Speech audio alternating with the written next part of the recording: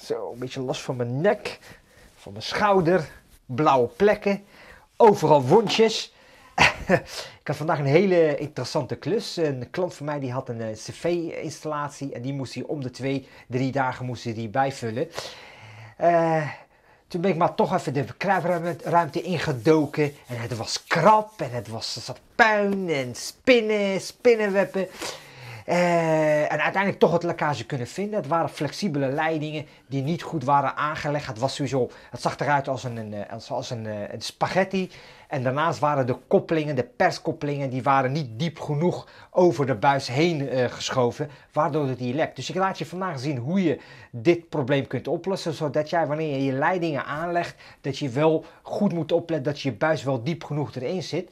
En er komt binnenkort een video uit over flexibele leidingen met een hele snelle koppeling waar je dus geen persbekken voor nodig hebt. Dus blijf op de hoogte door te abonneren. En vind je deze video leuk, geef dan een dikke duim omhoog. Ik zal niet te veel tijd van jullie in beslag nemen. Ga mee lekker de kruipruimte in. En ik hoop niet dat je claustrofobisch bent, want het was echt heel erg spannend. Veel kijkplezier!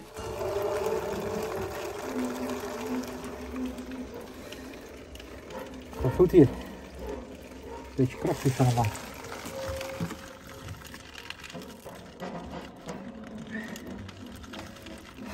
Nou, als het goed is het water weg.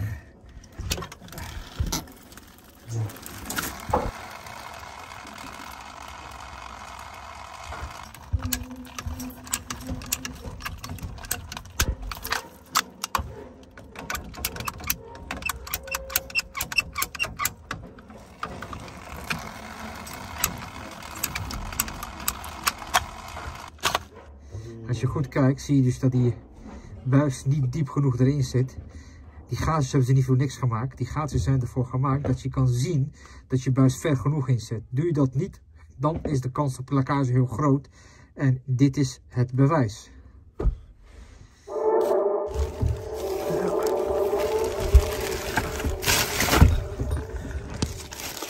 Oh.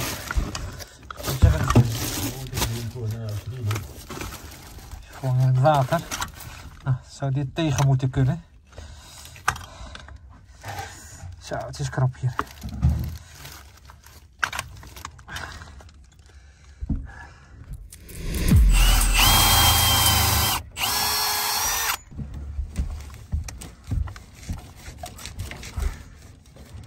Kijk, en nu zie je dus dat die diep genoeg erin zit.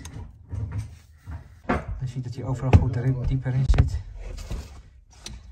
Ja, dankjewel.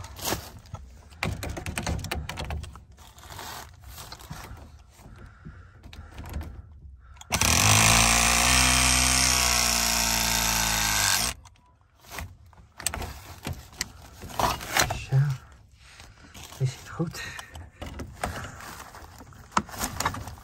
Zo.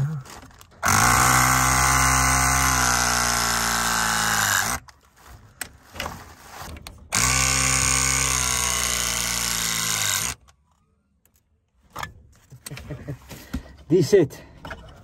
Gaan we de volgende keer daar nog een lekkage. Daar zo precies te zijn. Kijk. Scherp zetten. Daar is hij. Best wel een linker soep, jongens. Kijk, zie je allemaal spijkertjes, schroefjes. Allemaal verroest. Je moet echt oppassen dat je dat niet tegen je hoofd aankrijgt. En in de kruipruimte mag je nooit in je eentje werken. Altijd met 2 personen. En ik ben een beetje moe. En je mag niet met 220 gebruiken. Dus altijd met op accu werken. Dat je niet onder stroom komt te zitten. Nou, dan gaan we naar het volgende.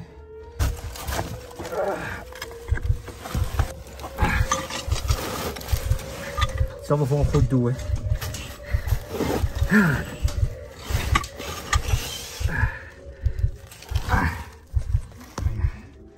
Dit is wat er lekt. Als je goed kijkt, zie je dat hij hier ook niet goed erin zit. Nou, daarom lekt hij. Het is allemaal een beetje priet opruimen, hoor. Deze is ook niet helemaal lekker. denk dat er ook een combinatie met zand toen ze dat aan het aanleggen waren. Hè? Niet goed ontbraand, dat kan ook allemaal. Als je goed kijkt, zie je dat hier overal goed erin zit. En we zijn nu aan het vullen.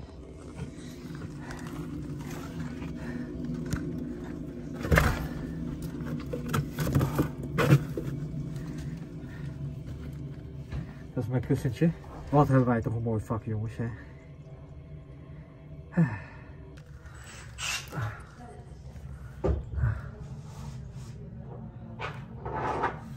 Nou, volgens mij kan ik naar buiten.